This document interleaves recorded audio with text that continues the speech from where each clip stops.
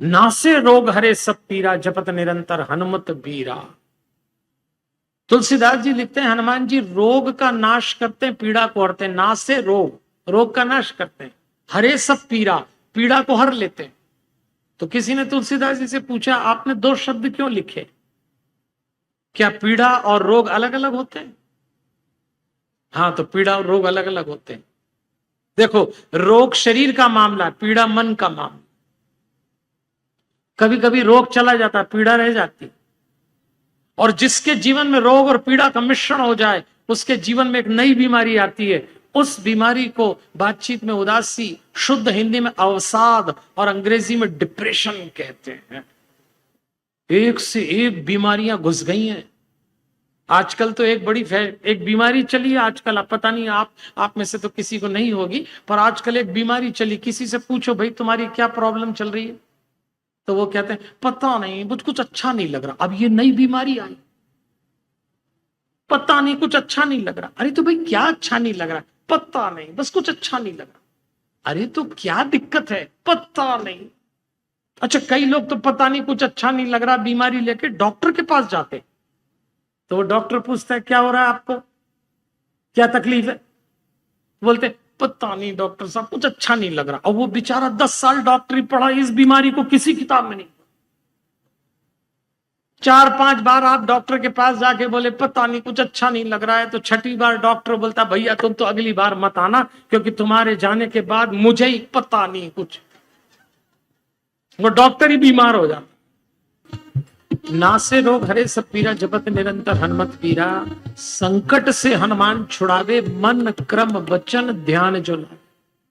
शब्द पकड़ना, मन क्रम वचन। तुलसीदास जी कह रहे हैं हनुमान चालीसा मन वचन और कर्म से पढ़िए, एक हो जाएं। हम लोग मन वचन कर्म में अलग अलग होने में बड़े माहिर हैं। अच्छा, सब अपनी जिंदगी में यही करते हैं, मन में कुछ होता है, बोलते कुछ और है और करते तीसरा ही है। आप देखना, सब ऐसा करते हैं। हमको समाज में कोई मिलता है तो हम उसको देख के क्या बोलते हैं, अरे वाह बहुत दिनों बाद मिले। और उसी समय हमारा मन कहता है ये दुष्ट अभी दिखना था। सब ऐसा कर रहे हैं। आप कभी शांत नहीं हो पाएंगे जब तक मन वचन कर्म में एक ना हो।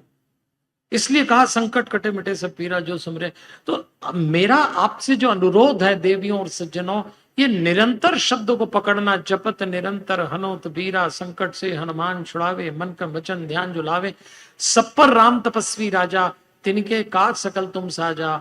और मनोरथ जो कोई लाए, सोई अमित जीवन फल पावे। आपके मनोरथ को भी हनुमान जी पूरा करेंगे। हाँ बोलिए। और मनोरथ जो कोई लाए, सोई अमित जीवन फल पावे। चारों युग प्रताप तुम्हारा, है प्रसिद्ध जगत उजियारा। साधु संत के तुम रखवारे, असुर निकंदन राम दुलारे। तो किसी ने तुलसीदास जी से पूछा आपने दो शब्द लिख दिए, साधु और संत में फर्क है क्या? हाँ, तो उन्होंने कहा साधु संत में फर्क है।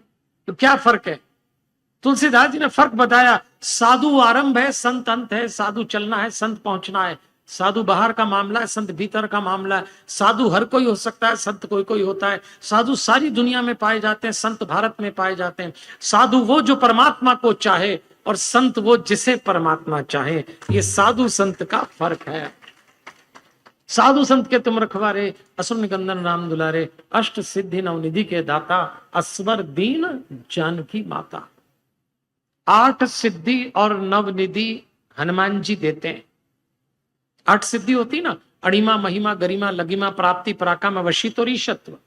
नवनिधि होती पदम महापदम शंख मकर कच्छप कुंद मुकुंद नील और खर्व। कौन देता है? हनुमान जी। हनुमान जी को किसने दिया? मां सीता ने। अस्वर दीन जानकी माता। मैंने आपसे आरंभ में भी कहा था, मां का आशीर्वाद अपने साथ बनाए और बचाए रखिए।